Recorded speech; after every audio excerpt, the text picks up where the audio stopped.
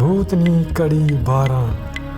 तो जनाब वो अधेड़ उम्र की औरत जो कल आई थी चांद कौर के पास अपने काम के सिलसिले में, चांद कौर को थानेदारनी समझ आज उसने अपना वायदा निभाया और अपनी बेटी सुनीता को अमर के घर काम करने के लिए भेज दिया। सुनीता ने घर का सारा काम निपटाया और रसोई घर में जाकर लगी अमर के लिए चाय बनाने। वो अमर जो अभी नहा रहा था, काम पर जाने की तैयारी कर रहा था, तो चाय बनाते बनाते वो खो गई थी अमर के ख्यालों में।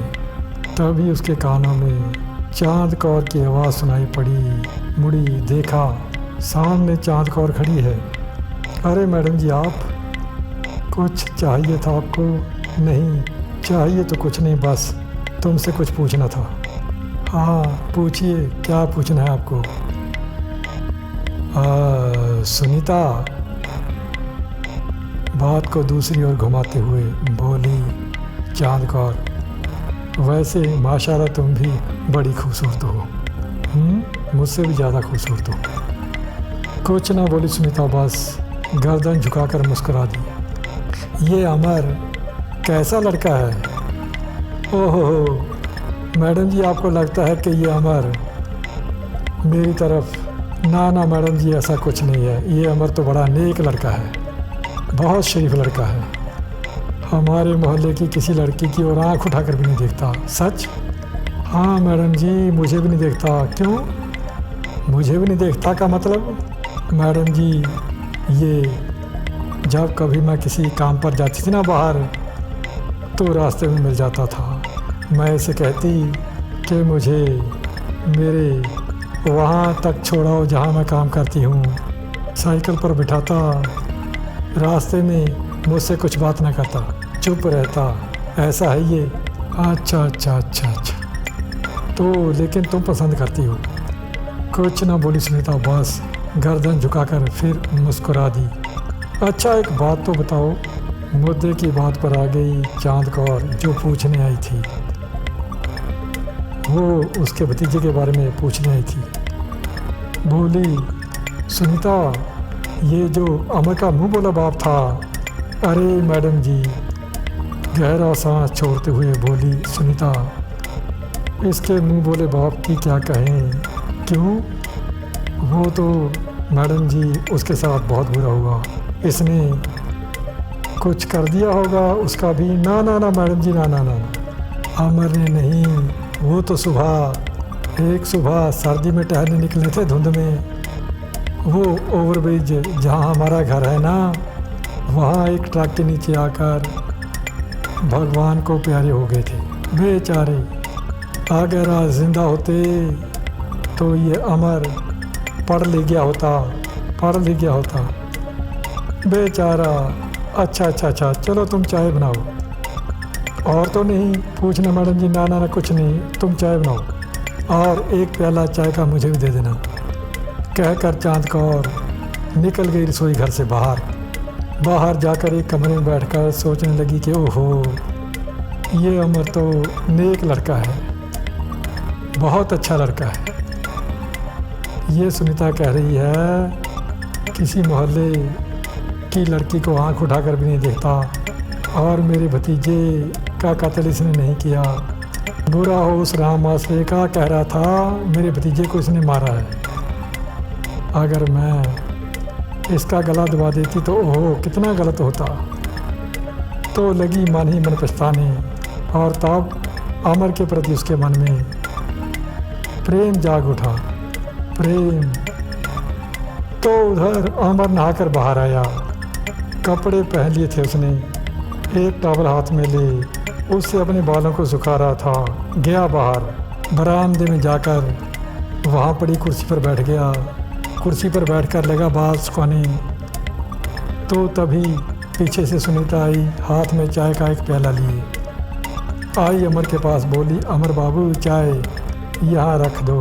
अमर ने सामने पड़े एक टेबल की ओर इशारा करते हुए सुनीता से कहा। सुनीता ने चाय का प्याला रखा टेबल पर, लगी मुड़ने, कुछ कहना चाहती थी कुछ बातें करना चाहती थी अमर से, कोई बहाना ढूंढ रही थी वो, तो जाने लगी, रुक गई। अमर ने उसकी उलझन का एहसास करके पूछा, क्या बात सुनीता, कुछ कहना है?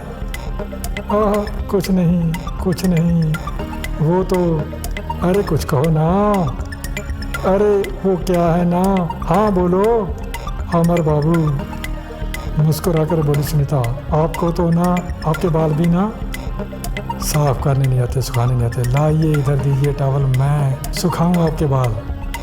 अरे नहीं नहीं रहने दो, अरे लाइए इधर। तो बलपूर्वक टॉवल छीन लिया सुनीता ने अमर के हाथ से और लगी उसके बाल सुखाने। तो तभी बाहर से अमृता का पापा आ गया, वो सेठ माणिकचंद। सेठ माणिकचंद पर जैसी अमर की नज़र पड़ी, बोला, अरे ओ अमृता, आपके पापा आए हैं। ओह, मैं तो भूल ही गया कि यहाँ वो अमृता नहीं, चांद कौर है। अरे आप सेठ माणिकचंद जी अपनी बेटी से मिलने आए हैं? अरे कहाँ, कल यहाँ था तुम्हारी गैर हाजिरी में। वो भाई, वो भूतनी चांद कौर तो मुझे खाने को दौड़ती है, काटने को दौड़ती है।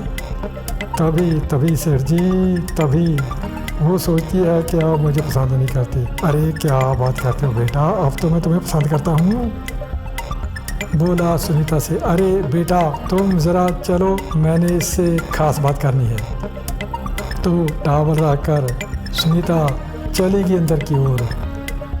तो सेठ मुड़ा अमर की ओर, बोला, मेरी बेटी को तंग तो नहीं किया इसने, इस चांद कौर ने? अब मुझे क्या पता तंग किया कि नहीं, अब ये उसके शरीर में है, अच्छा भला शरीर है इसका, मुझे तो पता नहीं। लेकिन सेठ साहब एक बेनती है आपसे, करो करो करो, कहो कहो कहो, आप ना अपनी बेटी को यहाँ से ले जाइए। क्यों भाई, मुझसे तो इसके नखरे सहन नहीं होते।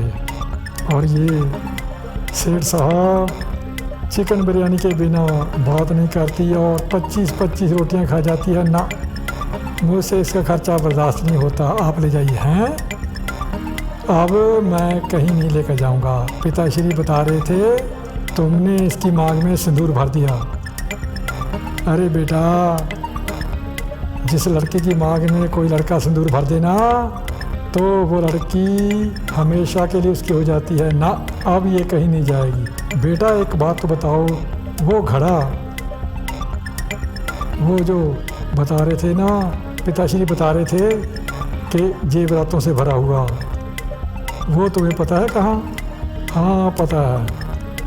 बात संभालते बोला वो कि मैं उस मुँह बोले बाप की बेटी को लौटा दूँ, लेकिन अब नहीं लौटाऊँगा, अब तो मैं ऐश उड़ाऊँगा उन गहनों से। अरे बेटा, उन गहनों पर अब तुम्हारा हक नहीं है, मेरी बेटी का है। तुमने अब मेरी बेटी की मांग में सिंदूर भरा ना, उसको देखो, उसे ऐसे मत उड़ाना, मैं यही कहने आया था तुमसे। हैं, अच्छा अच्छा अच्छा, आप ये कहने आए थे? हाँ, और जल्दी जल्दी वो घड़ा निकालो। पहले तो ना ऐसा करो, इस भूतनी को यहाँ से भगाओ। वो कैसे, ये तो भागने वाली नहीं। अरे कोई टूना टोटका करने वाला कोई मानते कि देखो, हैं, उससे कोई तावीज़ वगैरह ले आओ और मेरी बेटी के गले में डाल दो, भाग जाएगी। अरे वो था ना एक, अमर बोला, वो जोगी, वो जोगी जिसके शरीर में आपके पिताजी घुसे हुए हैं, आप अपने पिताश्री को बोलिए कि जोगी का शरीर छोड़ें। फिर मैं जोगी को कहूँ कि जोगी महाराज मंत्र छोड़िए, इस भूतनी पर भगाइए इसे यहाँ से। अच्छा ये बात है, तो मैं आज रात को बोलता हूँ अपने पापा को, पक्का? फिर घड़ा निकालोगे ना? हाँ हाँ, आप निश्चिंत रहिए आप।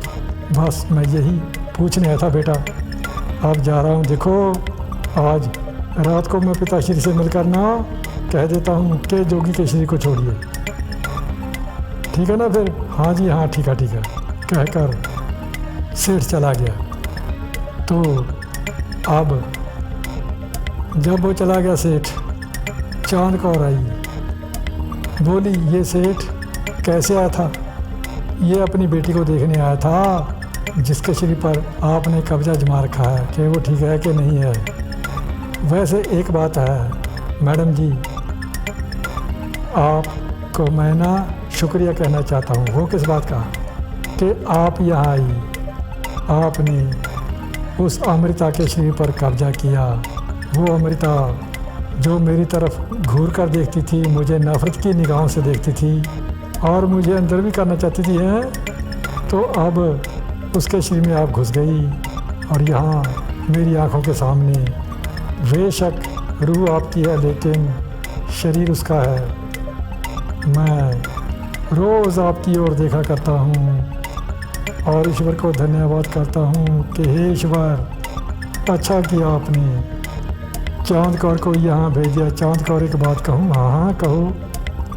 तुम यहाँ से ना जाना नहीं। क्यों? मुझे ना मोहब्बत हो गई है, तुमसे भी मोहब्बत हो गई है। तुम अच्छी भूतनी हो, कहीं नहीं जाना भाई। वो घड़ा वो तो लेकर ही जाना है। बता दो वो घड़ा देकर मैं अपने पोते पोतियों घड़ा देकर वापस लौटाऊंगी यहाँ? नहीं, तुम नहीं लौटोगी। नहीं, पक्का लौटाऊंगी। मान लो पक्का लौटाऊंगी। अच्छा सच? हाँ सच। तो बता दो वो घड़ा कहाँ है? तो इधर देखो, मेरी आंखों में झांक कर देखो। क्यों? तुम्हारी आंखों में क्यों? तो तुम्हें लगेगा ना कि मैं सच कह रहा हूँ। झांको मेरी आंखों में। तो चांद कौर ने देखा उसकी आंखों में, बोला सच कहूँ? हाँ बोलो। चांद कौर, मुझे उस घड़े के बारे में कुछ नहीं पता। क्या तुम्हें कुछ नहीं पता? तो मैं यहाँ बेकार में आई और बेकार में तुमसे? अरे नहीं नहीं नहीं, मुझे कुछ नहीं पता, लेकिन कसम खाता हूँ हम इस घर खुदवा देंगे। खुदवाई शुरू कर दूंगा मैं और जब वो घड़ा मिल जाएगा तब वो घड़ा मैं आपको सौंप दूँगा। पक्की बात है? पक्का सौंप दोगे? हाँ पक्का। सच कह रहे हो ना? बिल्कुल सच कह रहा हूँ। तब ठीक है, कह कर अमर उठा, अपने कपड़े डालने लगा। जैसे वो जाने लगा तो चांद कौर ने उसे रोका, एक मफलर उठाया, आई अमर के पास, उसके गले में मफलर डालकर बोली अब जाओ।